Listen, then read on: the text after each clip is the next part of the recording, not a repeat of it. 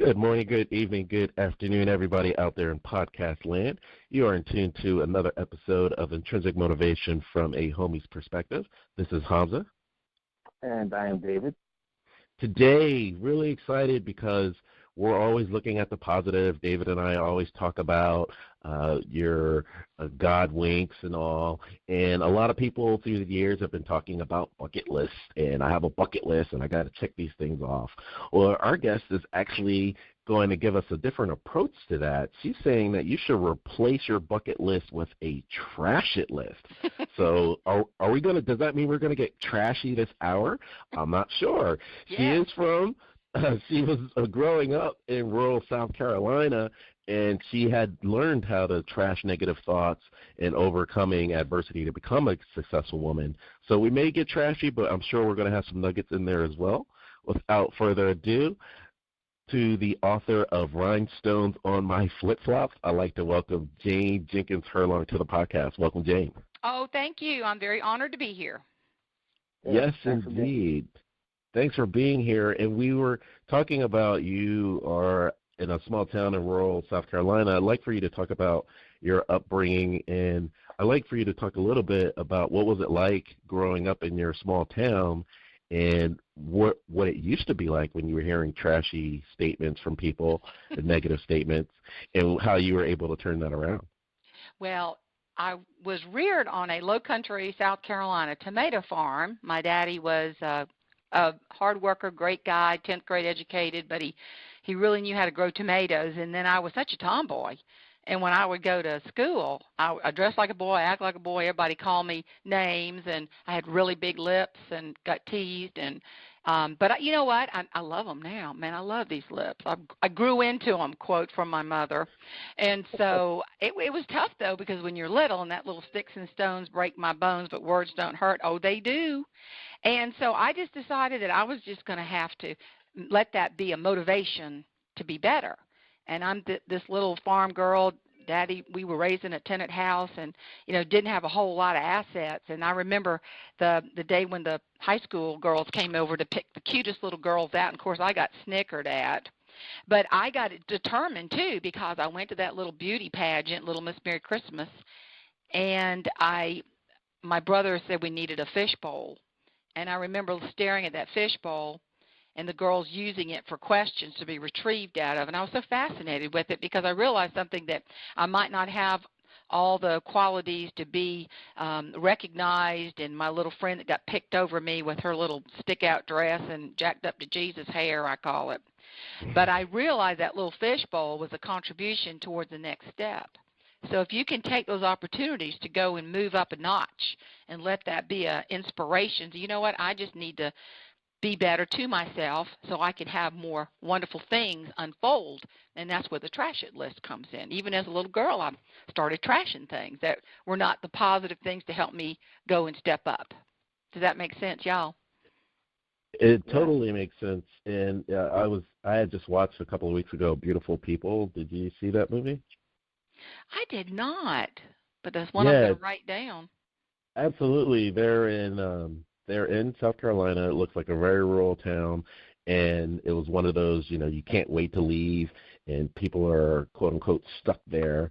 And it does have some of the paranormal stuff in there because that's what I'm attracted to. So, but anyway, they had a slant on overcoming how people look at you.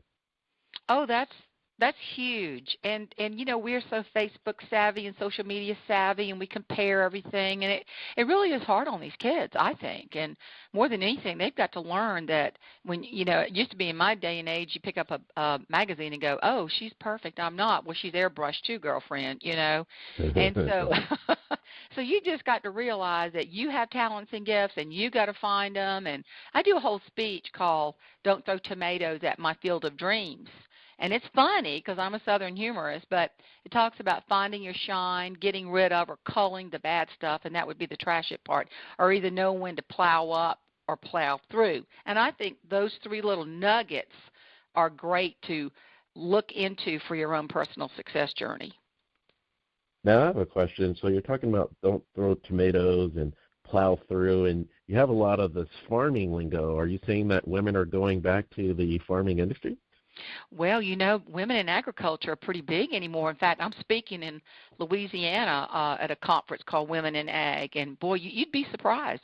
And there's a speaker out there, and instead of farmer, she's farm her, because she's growing her own vegetables and talking about nutrition. So, that's a big thing anymore about like what you put into your brain, because it's going to show up somewhere else. You know what, that is so huge. And so kind of like the tomatoes, when you say, is that a regular tomato or has that been pumped with all types of who knows what? And so you're saying that there's a resurgence going into the agricultural industry being led by women, maybe. Yes, and it's amazing. I mean, I used to work for an agricultural company, Alice Chalmers, out of Wisconsin, and they've merged several times. But I started seeing back then, and like if you go to any FFA, Future Farmers of America, I spoke at their national conference, and I mean, they all wear blue jackets, and they're great kids. But boy, the women. So that's really cool. It's exciting to see women doing things historically or male-dominated professions. Yeah, I think that's the theme of what you're saying. You're saying that, if you find your lane, if you find, in the marketing terms, you find your niche, you're not going to make everyone happy. But if you find something that you're really interested in doing, the sky's the limit. Completely. And that's the challenge, is you've got to, here I go, plow through the negative. And, a lot of people love to encourage as long as you don't pass them by. And then all of a sudden, you're not their best friend anymore, and they get jealousy, and all of that is a really bad thing. And then that's where the culling process goes. You got to cull people, and it's sad. You may have to cull family, but if they're going to be energy vampires and not help you reach your best version of you, and if you can't laugh your way through it, then you can have a problem really finding I call it the law of the harvest. You look in the Bible, and it says, "So as a man sows, he will reap." That's the most solid principle, whether you're a Bible person or not. But, I mean, I look at my brother. I have a wonderful brother, but he made the bad decision to use drugs, and now he's addicted to crack. And I was talking to my husband, and I said, I think my brother's finally turning around. And he said, well, it's sad at his age because now his fields are smaller. So that was a lot of wisdom in that. So, and you can start sowing good seed earlier. You're going to have a tremendous harvest as you age. Yeah, very true. Just a little topical thing. I know when we were talking about Facebook and such, and they always have those good feel-good stories. And I think it was it was about 2 weeks ago. It was raining really hard, and it was cold in South Carolina, and the Girl Scouts are out. I'm sure they're out all over the country. Shout out to the Girl Scouts. And it was cold, and they were out there, pushing their cookies, and this guy comes along and is like, girls, you need to go inside. I'm going to pay for all your cookies. And it was like $540, and everybody's like, feel good. And then a week later, he was busted on like a big drug ring in South Carolina. I didn't see that rest of the story. Oh, I saw the other one about the, hey, girls, let me help you out here. Oh, my gosh. Yes. When you're talking about harvest, I guess it goes both ways because you don't know. It's all perspective. He got infamous all of a sudden. He sure did. Oh, that's funny. Oh, I shouldn't laugh at that, but dang, that's pretty good. Yeah, so because I do it on the side, but you're a comedian, so I'm sure it's topical in your backyard. That's like to funny. So I do want to go back for a second because you're talking about law of the harvest, and another saying is that people are in your life for seasons, for a day, a night, or a lifetime. And so how are you determining this law of the harvest? Because I mentioned beautiful people, and I love movies, and you can yell at the screen all you want, but people don't hear you. So are there certain signs and symbols that you're seeing in relationships where you have to reevaluate before it's too late? Oh, yeah. I reposted something on my social media sites, and it said, I wish people came with a trailer before I decide if I wanted to be my friend or not.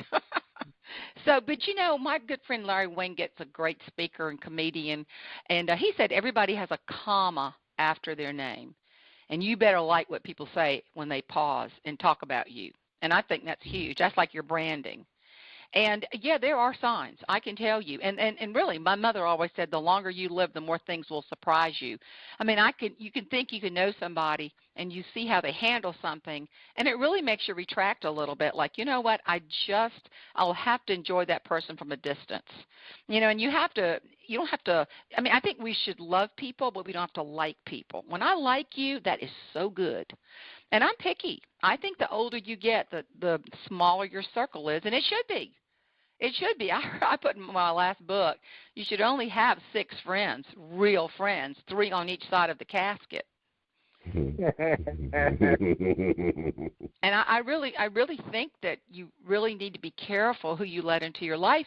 And people, if they don't fix their trash it moments, they could be the worst drainers on your soul. And time, I'm telling you, you can never get back. And so you've got to invest wisely. You can help people with their trash it list, but if they don't truly take advantage of the fact that maybe, let's help you get to the next step, I'm washing my hands. I'm done. I'm not going to spend my time. And I've heard people say you can spend your whole life trying to help someone who really doesn't want your help and ruin your life in the meantime. Yeah. And I think humor helps you trash things too. Yeah, definitely. So let me ask you, Jane, so you said that, you grew up in South Carolina working in the tomato fields, but I imagine you probably couldn't have imagined where you would be today or the life that you have at that time. So growing up, what did you want to be when you were growing up?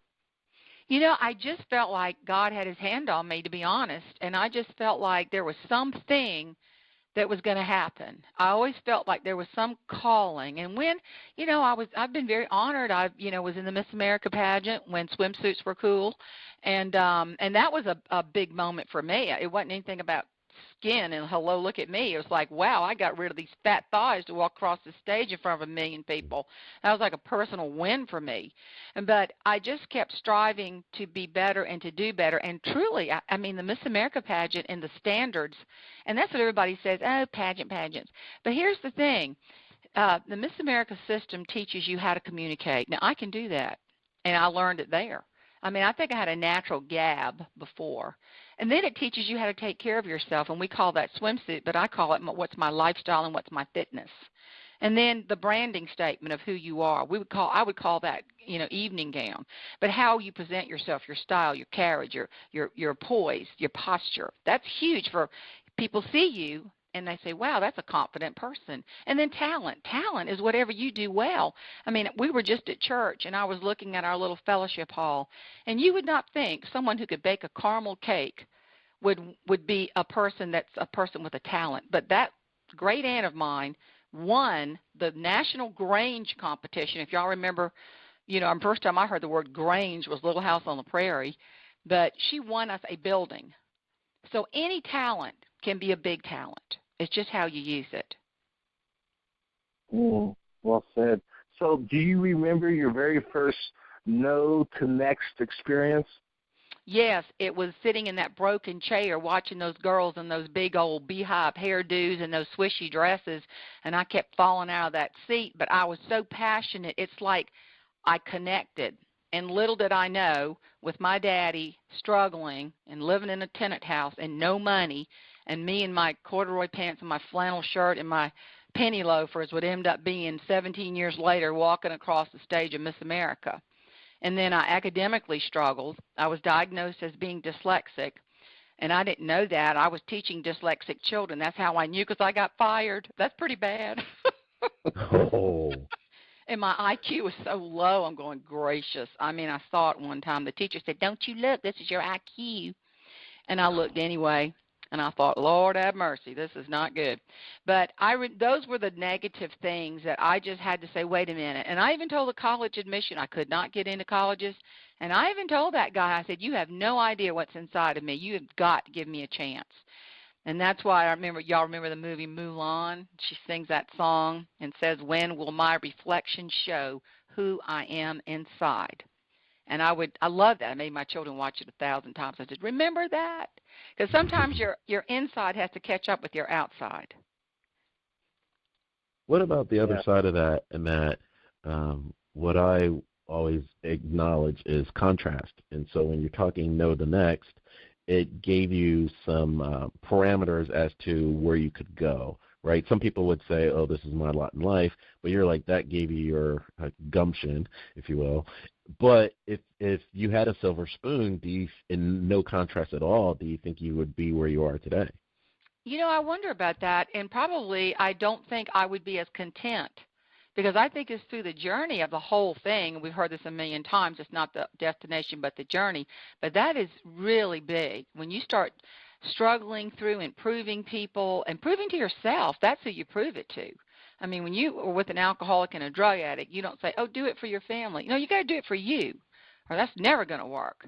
And, I think that you just have to tell yourself, encourage yourself, be around encouraging people. You got to have encouragers. And you got to have what Zig Ziglar, God bless him, I was privileged to know the man, he would say, be a good finder. Find good in other people. And here's a real key thing I noticed when I was growing up. When I would, like first grade, I'd sit by a girl that supposedly a little girl that got to be Mary in the Christmas play and had it all and seemed to be perfect. I wouldn't sit there and be ugly to her and throw a rock at her. I'd want to get to know her. And I'd want to friend her, and I'd say, what is it? And I want to find out, what is it that makes you special? And I would be curious. Some people just get real internalized, jealous, bitter, and shut down. And let me tell you what, that'll take you out. That's what you call mental illness. And I can talk about that too, because my sister, bless her heart, she never could see her talents. She always would look at my talents. And she was brilliantly talented.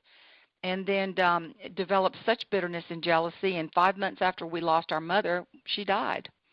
And I really believe she developed a mental illness for comparing herself and not appreciating what God gave her, instead of wanting something that was not in her wheelhouse, and it about drove her crazy. You know what? I want to acknowledge you in that statement for that. That actually, that's one of my God winks that I needed to hear today, because tomorrow is a 3-year anniversary for my middle sister, who had transitioned 3 years ago, and I believe a lot of that was comparing herself to others. And she had a lot of gifts and living, she on the outside living the life, living overseas, cosmopolitan, but inside, that's the inside game that ultimately matters. And so I think that's huge, and I appreciate you highlighting that point. Well, I appreciate you sharing that too, because a lot of people don't realize how torturous it can be when you keep trying to step out of where you are and grow from where the gifts you have. And it really can drive people crazy, and it's sad. Mm-hmm. So, James, the other thing go ahead, David. I was going to ask you, do you remember the first time that you discovered the power of laughter and being funny and making people laugh? I do. My mother was funny, and I loved the way she saw things. We would sit, and she'd get her hair done. Great day. Don't ever miss that Wednesday morning hairdo thing. That's just a self-esteem day. And she would sit there with these wing-tip glasses on with these little rhinestones, and we'd be sitting in that big old Ford Fairlane or whatever it was, and she would make up stories about people. And I would love it. And I thought she knew them, and she didn't know them. She was just entertaining me. And my grandfather was a great storyteller, and I would laugh, and I would listen to my mama, and I'd add to it, and she'd say, oh, that was funny. And then so she kind of nurtured and then every day at 10 o'clock, the woman that was a part of my life, a second mama, we would watch I Love Lucy at 10 o'clock every morning and laugh and laugh and laugh. So that was part of the nurturing of humor, and it's been developed on how I think humorists are wired and comedians are wired differently. It's just the way they see things and how they recall things. And I see things funny, and I'm glad. I'm really glad. And my mother, to the day she died, she was funny.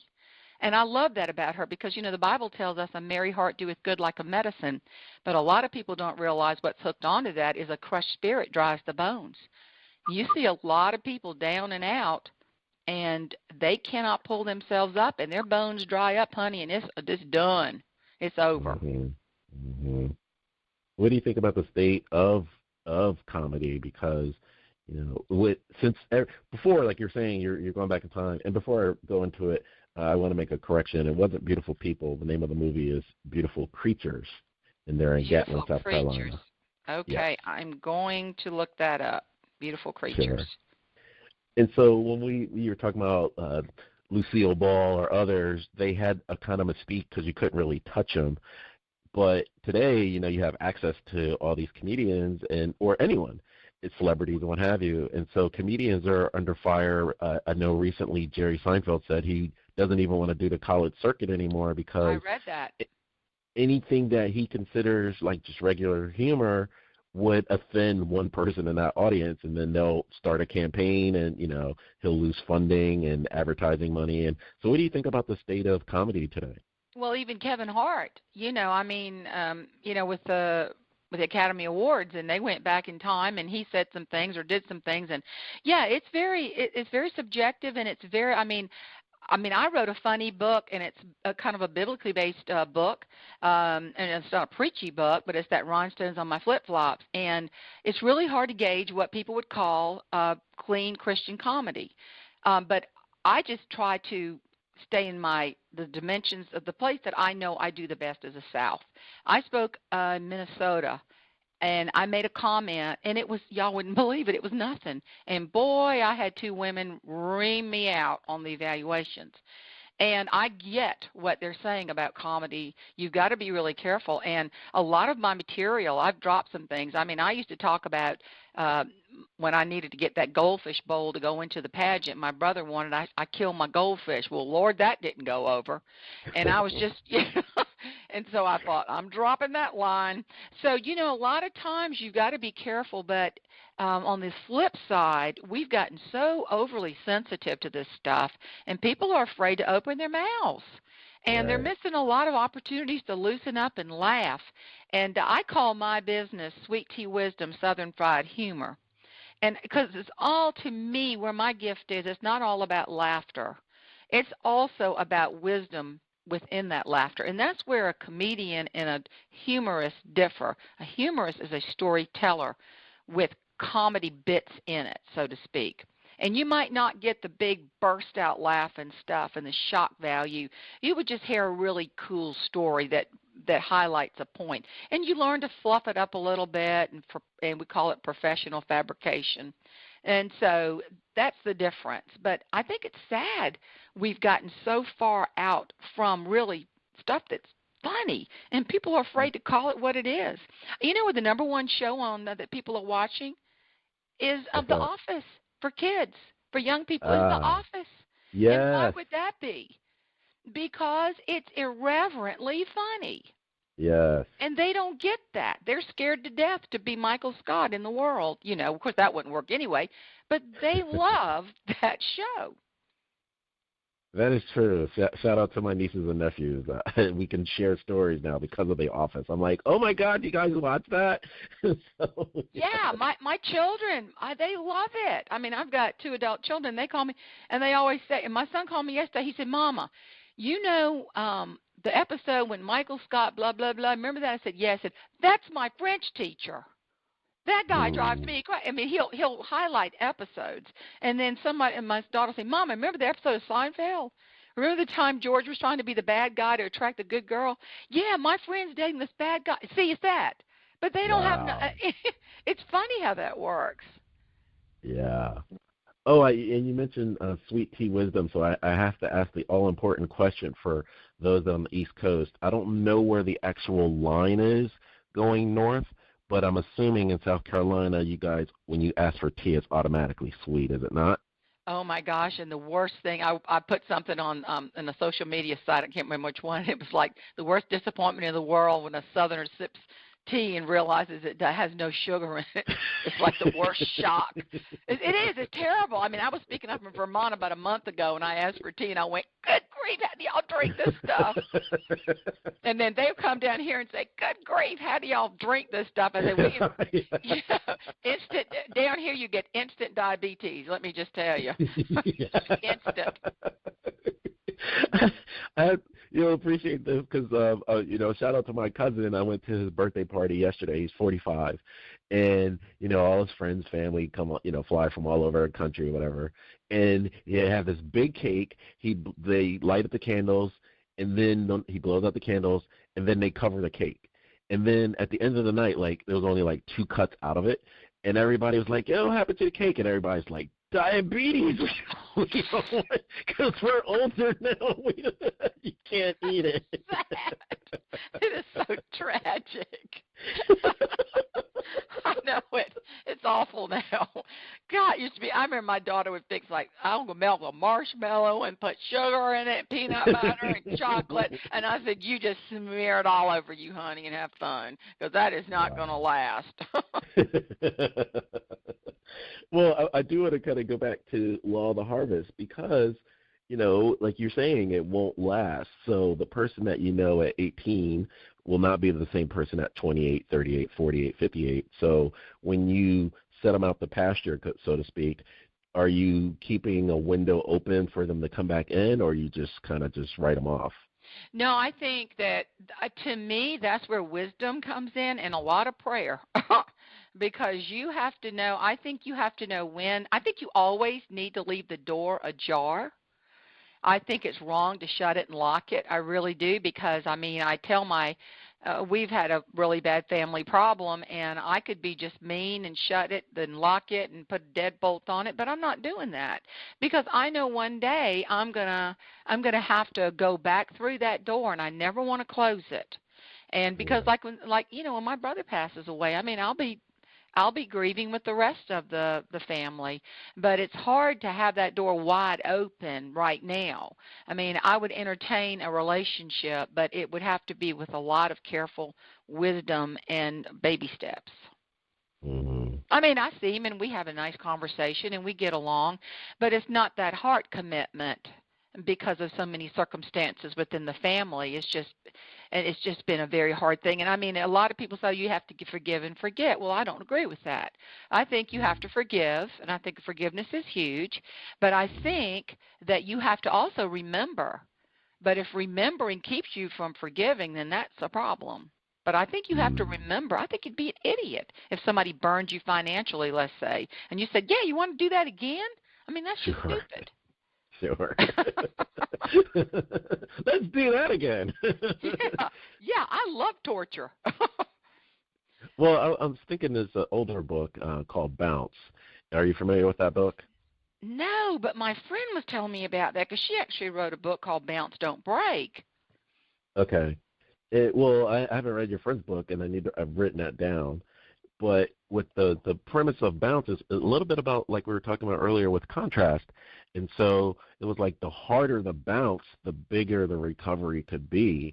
And so, you know, sometimes people have to be flat on their back. So the other thing that I realize is here in America, you know, we're in our little bubble. And one of my sisters is married to a German guy.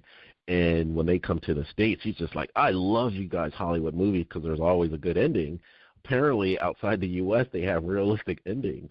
So I always feel like, you know, like you said, looking for be a good finder, you can always find redemption in a person's story. And I think America kind of loves that underdog. You're always rooting for them. So, you know, what would you say about that person, that your brother, whomever else, they're down on their luck? You're going to keep them at arm's length, but how would you handle and hope and cheer for them when they do reach their pinnacle? Well, I think my good friend Willie Jolly is a wonderful minister, friend, speaker, and he wrote a book called A Setback is a Setup for a Comeback. And I think the process of coming back is huge, because when you see consistency in someone's behavior, and you see someone like, I have another friend that I love dearly, but she has entered into alcoholism, and I've been to a counselor on this. And the consistency of the pattern of fighting back, as with my brother, is really what you're looking for. And I know with a crack addict, it's a 3-year journey. And I can see consistency of 3 years. And I know people make mistakes, and I understand that. But you've got to continue. It's just like this. My brother went to rehab for like the 18th time. And the people said, how many times have you been to rehab? And he said, 10. They said, well, you know what to do. You're just not doing it. And I know they say it's a disease and blah, blah, blah. I get that. But I do think when the doctor gives you a prescription and you don't take it, it's your fault. And I think that's where personal accountability comes in, and you can't blame people. I mean, my brother wrote me a letter from rehab, and it was a beautiful letter until the very last line, and it was like venom, and I thought, well, we ain't ready yet, are we, sweetie?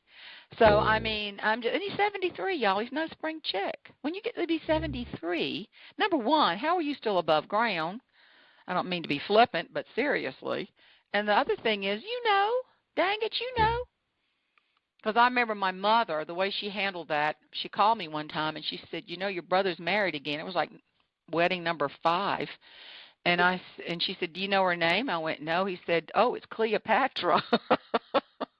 And I said, what? He said, yeah, Cleopatra. She's the queen of denial. We walked right into that one, David. Is that funny or what? But see, that was how she handled things she couldn't fix, and that is pivotal. Because, a lot of people, they just carry it, and that's the trash it stuff.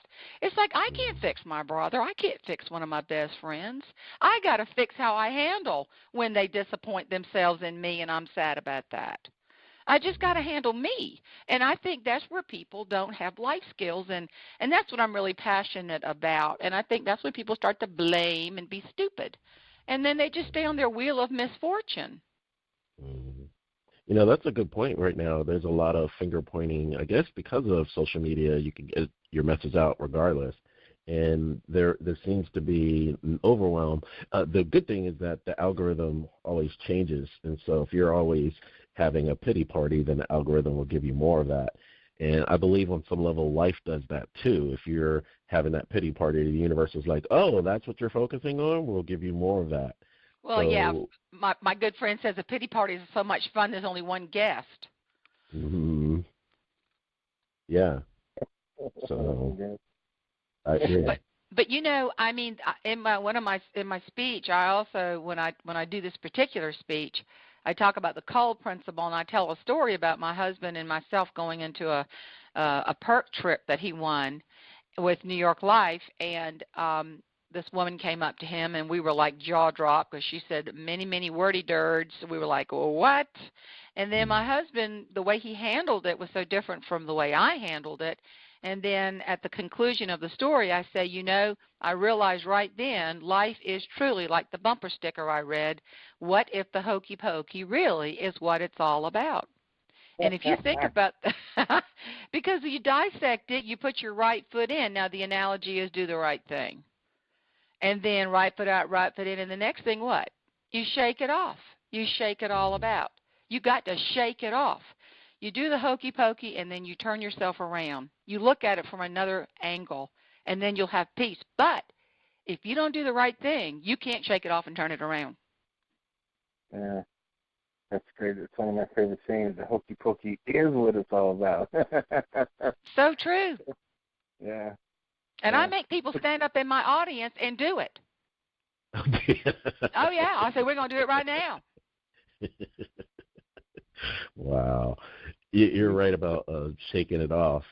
There on the Internet the other day, it was, and salute to you, it was International Women's Day the other day. So shout out to all the women out there, and yourself included, Jane.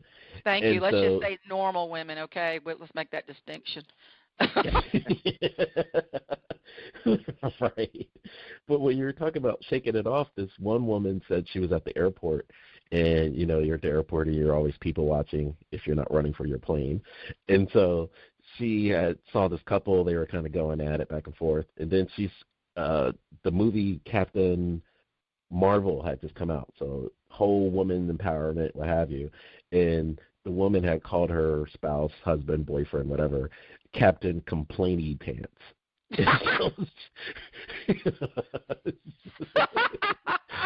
I'm going to write that down right now. Yes. Glad my husband just walked out of the office. And so people were like, I want to divorce her right now, or I want to marry her right now, because she's obviously, she's like, shake it off, buddy. It's huge. And so I think, you know what, when you say that to other people, they may not know that they're not shaking it off. So they are Captain Complainy Pants because they're not really learning to shake it off. Yes. You know, a lot of people, and women are perfect with this. I mean, honey, we get on the phone and we relive it with just 3 of the girlfriends, and we got to call the other 3, and then we got to dissect it and figure it out, and it's just pathetic. We spend more time just trying to figure something out when we just need to go whatever. You know, one of my favorite words. Just get over it. And I have a very wise friend who's president of High Point University in North Carolina, and he always says, get over it and get over it fast. That's how you deal with stuff. I mean, there are things you have to grieve and go through. I mean, when you have horrible things happen and you know, sadness and death and illness and all of that, but you do. You have to grieve. That's a tremendous part of life, is learning that grief is good for you. And we can grieve over the loss of a job, a car. I mean, grief is everywhere. But you got to go through it to get through it. A lot of things you can't go under or around. You got to go through. But I tell you, when you get on the other side of it, you do feel like a hero to yourself. One big takeaway that you said was you felt that God had his hand on you. Yeah. So when you're talking about get over it fast, and what have you, do you feel that it was your sense of a greater power that shows you that these are smaller things if I kind of give it up to the higher power? Oh, completely. You know, when we had a family lawsuit, and it was devastating, and I could not get through to my sister, just could not. And I felt so strongly about going to her and asking forgiveness again. And my friend said, golly, you're crazy to do that. You've already done that. And I said, no, I really feel like I need to do it again. So we were at an event, and sure enough, she was there. And I said, Lord, this is your show. And then it was like the sea parted, and there she was. I couldn't believe it. And I went up to her, and I said, I am so sorry if I've hurt you. And she said, okay, like that. And she died almost 1 year from that day. Now, who was that for? That was for me. And I just had to be obedient to what I felt in my heart I needed to do. So I just feel like it was a God thing, definitely.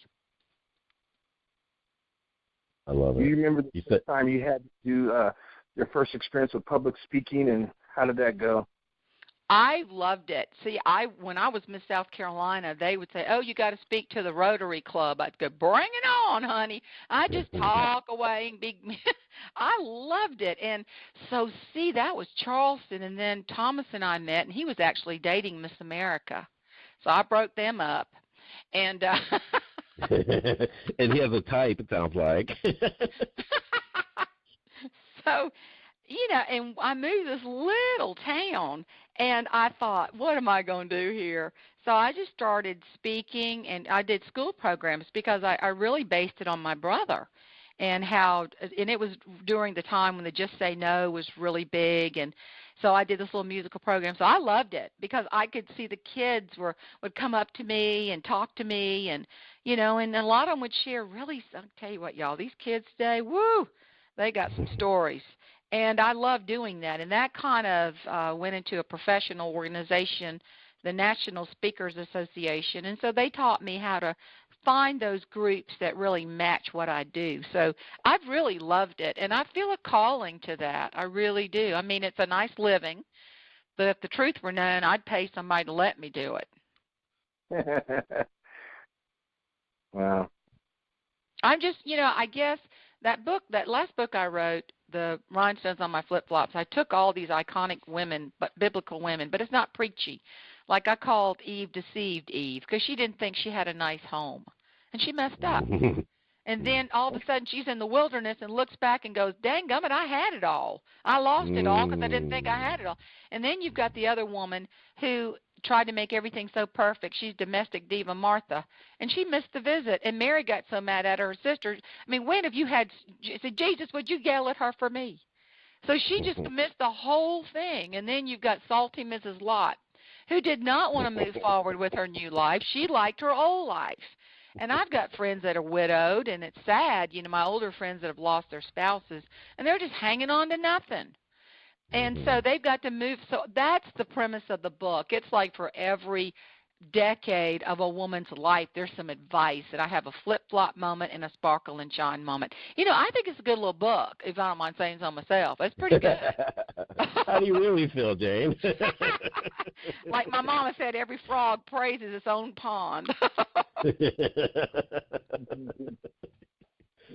Well, shout out to Wayne Dyer, who had transitioned a couple of years ago, and you were talking about get over it fast, and you're talking about, widowed or somebody that had gotten a divorce, and he was quoted as saying that the easiest way to get over somebody is to get under someone else. Oh, so true. Oh, my gosh. It's just like I would come up to this little town. My mama's gone. My sister's gone. I'm starting to have the pity party with only one guest. And I would go straight to the nursing home. And I'd say, I am not going to let myself get like this. I will ruin what God gave me. And I would go see those people and just hold their hand.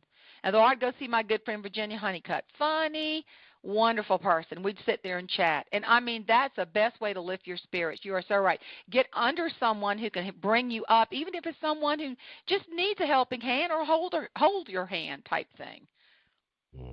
I love that. He was a great inspiration. I actually heard a woman, a Makale, and I cannot pronounce her last name, but she wrote the book Left to Tell about the Rwandan Holocaust massacre, and she was in a bathroom for like 90 days, and her best friends were trying to kill her, and she went to see Wayne Dyer, and he looked in her face and said, you have a story. Didn't even know her, and he got her with his publisher, and the rest is history. You should read those books, Left to Tell. Yeah, she was on Oprah. I remember Oprah had her on as a guest, and that was an incredible story, yeah.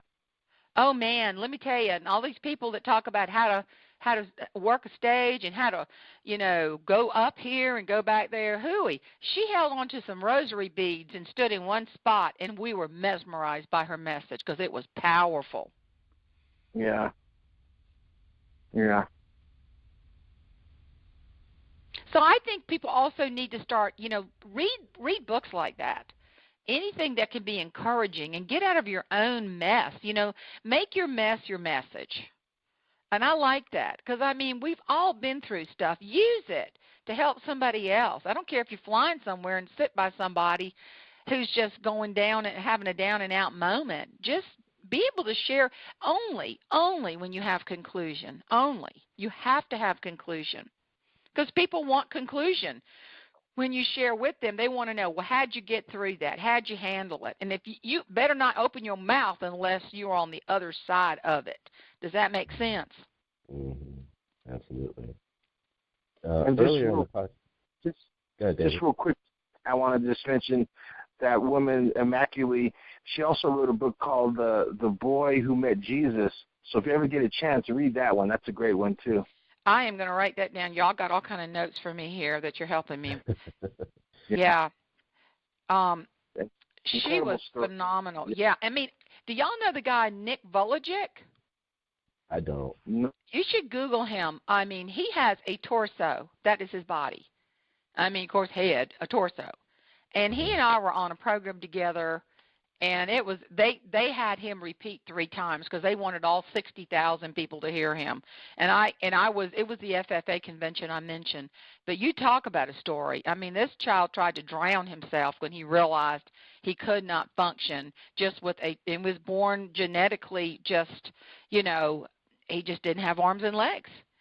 And he said that the reason he did not drown himself is because he could not bear knowing how much he would hurt his parents because they raised him in love and acceptance. And he's a phenomenal individual. And he's had, when I met Nick, he had 1 child. And it's risky for them to have children. And he has like 3 or 4 now. He's just an incredible guy. He's from Australia, and he moved to California and is very busy speaking, and should be. People need to hear his story. Mm-hmm. Yeah, I've written that one down. Good deal. Yeah. We were talking about with the FFA that there's a resurgence with women in agriculture, like farm her and so on. And it seems like in the cycle of life, we kind of go back to the basics. Did you leave, your humble beginnings in rural South Carolina travel the world and then figured that your best influence would be back home? Completely, yeah. That's where the best influence came from, because in those formative years, I realized that Daddy worked so hard, and I saw what he did. And he was, like I said, he was not an educated man, but he was educated in what he knew to do. And I think about that experience of me working in the fields, and I only did that in the summer. But what I learned was just so valuable. I had no idea that all those little life principles and of customer service, of rejection. And I mean, it's funny though. It's a simple thing, but I would go to the person that was the best in Charleston County with tomatoes, and that was Leroy, the produce manager at Piggly Wiggly. And I'd say, Leroy, let me see your tomatoes. And so you have to study people that know their stuff. And then I would end up, instead of just dumping the dirty tomatoes in a bucket and saying, here's 30 pounds, I'd clean them off and pull the stems out and get the fertilizer off and go to the packing shed and get wax boxes and pack the tomatoes. And I made them look great. And I realized, you know what I'm doing? I'm doing a corporate life lesson, whatever you want to call it, just personal or anything in business. I was going the extra mile and didn't even know it. I just thought, heck, this will be more attractive. And I always sold every one. And I like to tell about this gentleman on Highway 17. He never smiled. He was rough. And he always dump out my box of tomatoes. And if they weren't consistent, he wouldn't buy them. And I realized he wanted to see what the last tomato looked like. And that was a life lesson, because to me, you have to be consistent in your life. And that's what people want to see, is consistency. Those are the most successful people. And finally, I just had the most beautiful tomatoes on the bottom, and he finally grinned, and I realized why he never smiled. He didn't have dang teeth in his mouth. But he was funny. But he was a hard person to sell to. And if I could sell that Mr. Yates on Highway 17, I could do anything. You felt like Wonder Woman. So, you see how simple that is? It is so simple. But it's very profound as you get older and go back to your roots and say, wait a minute, that really kind of made me who I am today. Mm-hmm. Yeah. I usually ask women for, dating, what have you, where they're from, because ultimately they want to go back home. I don't think they know it subconsciously, but, I think it's on some level of taking your life lessons and bringing them back home. You know what I wrote? That's so funny you say that, because I just wrote another article, and although I'm funny, this one, it was called Going Back to Dysfunction, because I felt like leaving that environment, I became functional. But when my parents got older and the dysfunction was still there, which meant they were not going to get the attention and care because it was dysfunctional, I had to go back and be functional for them and give them some peace and security, especially my mother.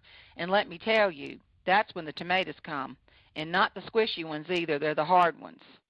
And people just, they think that you're going to come in just for your own benefit. I was lied about. I was lied to. They tried, one time it was false accusation from a police report. I mean, it was the nastiest, trashiest stuff. And I just had to persevere and hold my head up because I knew I was doing the right thing. Wow. But you do have to take your function and go back many times to your dysfunction and be the only functional person, but you're going to be the bullseye target, and it hurts. Yeah, I would think that, when you said your 6 real friends, the people that never left may have some sort of resentment. Who do you think you are? You think you're better than us and what have you, and it's unwanted attention that you bring to yourself. You are so right, and I've had that said to me, and that's the sad part, because they are going to have 1 year of experience 20 times, if you know what I mean. Right. They're going to stay right there in that mud pit, and they're not going to get out. It's like when Jesus healed the man, and he was in the, couldn't get in the pool, and he said, "Get up and get in the pool." You want to get well, get in the pool. And so that's what you have to do. You've got to get up. I mean, a lot of people say stuff like, "Oh, bless their hearts." In the South, we love to say that. Yeah. That's just a big old cuss is what it is. Bless your heart. They're just, they got blah, blah, blah, blah, blah. And I'm thinking, you're an adult. Deal with it, please. Just because you're mad at one person, don't take it out on the rest of the world. I mean, that's what people do. You know that. You can see them all over the place. You get in road rage, and they're mad at somebody else. Mm-hmm. I say, dig it up, fix it, resolve it, may have conclusion, bury that puppy, and have a better life. How many brothers or sisters do you have? One brother, and my sister is deceased. Is deceased. Okay. Yep. It was just the three of us. And I love my daddy, but he enabled both of my siblings. And I didn't realize how bad it was until a year before he died. And I thought, oh, brother, I knew it was coming. And you know what? This is the neat part. Daddy trusted me, as I think it goes back to that tomato field, because I worked hard and I chose a good life with a very good husband, and I'm proud of my children. One's still in college. He's 30. God bless him, but he'll get there. But, I chose a better life, and Daddy was proud of me because I never came back to him after I was married. And I really think, when I think about that, the law of the harvest, I sowed good seed into the family, and he trusted me. And that's why he told me things before he died. But I was not happy with what I knew was coming. It was like, here comes the tidal wave. It was a little bit ways off, but I knew it was cresting. Oh, my gosh. I mean, my mother had to sue my sister to get her estate back where it was supposed to be. It was awful. So, but you know what? It's given me a real passion for people that their emotions control them and they don't control their emotions. So out of the three, what number are you? I'm the baby. Ah. And babies aren't supposed to do this stuff. We're babies. Right. But I had to take over. I didn't want to, but I couldn't rely on the others. I could not. It just was not in my mother's best interest. But, and I could have been really ugly about things. When I remember right before my mother passed away, we didn't know she was going to die, but she sent me a beautiful birthday card. I mean, it was all kinds of stuff, and she put a little $100 bill in it, and she looked at me and said, I gave your sister the same card. Now, I'm telling you, I could have said, have you lost your mind? Does she do one thing for you? But why would I do that? And I looked at her and I said, Mama, you are the most sweet, you are the most kind, giving, and forgiving person. I said, I'm so proud of you. But see, I had to be mature in me, and it was like a God moment there, because I could have really thrown some tomatoes, Why would I do that? That was a very sweet thing for my mother to do. And I wanted her to know how dear that was. But see, I could have flipped it around, but I didn't. I wanted her to know how special that was and how hard it was. Are you a fan of Eckhart Tolle? Because I know that he talks about living in the now and being present. And so when you do that and that situation arises, then you can't think back of all the transgressions your sister may have done. Yes, and the thing that I remember, the good things. I'm reading a book. It's he's such a great author. Last name is Archer. Is it David Archer? And it's called The Happiness Advantage. And I read a chapter this morning, and it says the power of three good things. And he said how much your business and your life will improve if you just are grateful and you find things to be happy about and thankful about.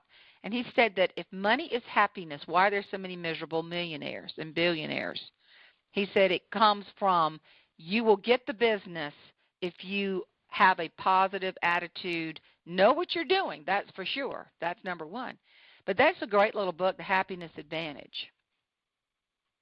Yeah, we're in a meditation group, and in part of the meditation we have to highlight gratitudes. And I know that before going to bed, if I can't go to sleep, I'll remember, oh my goodness, I didn't highlight in my mind what I was thankful for that day. So I wholeheartedly believe in that happiness advantage. Oh, for sure. And it also, it's the studies they have done. I mean, I was on the program with a woman who dealt with school children, and the book she's written is called Teaching Your Children to Succeed by Letting Them Fail. And they had 2 control groups. I mean, half the book is research, which is so cool that it's documented. But one group, the smart kids, they said, here's a hard test. We are so proud of you because you're smart. And then the other group, they said, that weren't as gifted, they said, you know what, we are so proud of you because you are such a hard worker. Now, y'all tell me, which group do you think did the best? This is the test. So do you think the first group did, that we're smart? We're proud of you because you're smart, or we're proud of you because you're hard workers? Oh, the hard worker. That's what happened. The hard worker group excelled better than the group that said, you're smart and we're proud of you, because then they started to cheat.